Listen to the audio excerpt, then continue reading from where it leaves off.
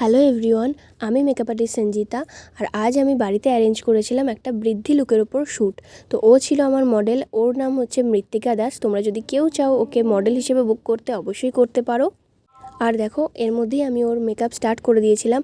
আর ও কিন্তু খুব ভালো টাইম মেনটেন করে, ও খুব একদম পারফেক্ট টাইমে চলে এসেছিলো। ওকে আমি বলেছিলাম 11টার মধ্যে চলে আসতে, আর ও চলে এসেছিলো 10:30টায়। তো খুব ভালো টাইম মেনটেন করে এসছে, আমার তো খুব ভালো লেগেছে।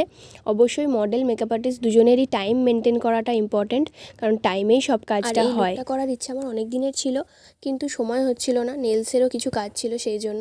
তো অ্যাট লাস্ট লুকটা ক্রিয়েট করেছি। তো তোমরা অবশ্যই শেষ অবধি দেখে জানিও যে কেমন হয়েছে, কমেন্ট করতে ভুলো না কিন্তু। আর ওকে যদি মডেল হিসেবে বুক করতে চাও, অবশ্যই বুক করতে পারো। ও খুব ভালো এক্সপ্রেশন দেয় আর ওর ব্যবহারও খুব ভালো।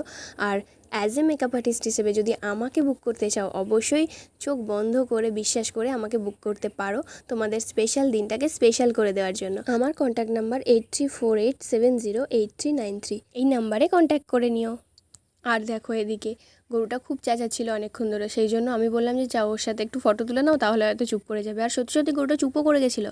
আর আমার শ্যুটের ফটোগ্রাফার দাদা ছিল অনামিক চ্যাটার্জি, মানে অনামিক দা। তো তোমরা যারা চাইছো দাদার সাথে কন্ট্যাক্ট করতে, অবশ্যই করতে পারো, আমি নাম্বার দিয়ে দেবো।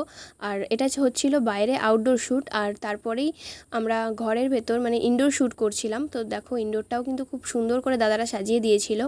তো তোমরা চাইলে অবশ্যই দাদার সাথে কন্ট্যাক্ট করতে পারো। শ্যুট শেষ হতে হতে প্রায় 7টা বেজে গেছিলো। আর দেখো, মেকআপ কিন্তু যেমনকার তেমনি আছে, একটুও গলে যায়নি বা কোনো প্রবলেমও হয়নি। আর আমার রুমে কিন্তু কোনো রকম এসি ছিল না, শুধুমাত্র টেবিল ফ্যান ছিল। আর আমরা শ্যুটটা আউটডোরেও করেছিলাম। তো এত গরমেও কিন্তু মেকআপ একটুও গলে যায়নি। তো তোমরা যারা চাইছো তারা অবশ্যই আমাকে ভরসা করে বুকিং করতে পারো। দাদা তো প্রায় 150টা ফটো তুলে দিয়েছিল, 2-3টে রিলস করে দিয়েছিল, কিন্তু আমাদের তাও শখ মেটেনি। আমরা দাদারা চলে যাওয়ার পর আবার আমরা নিজেরা রিলস করছিলাম।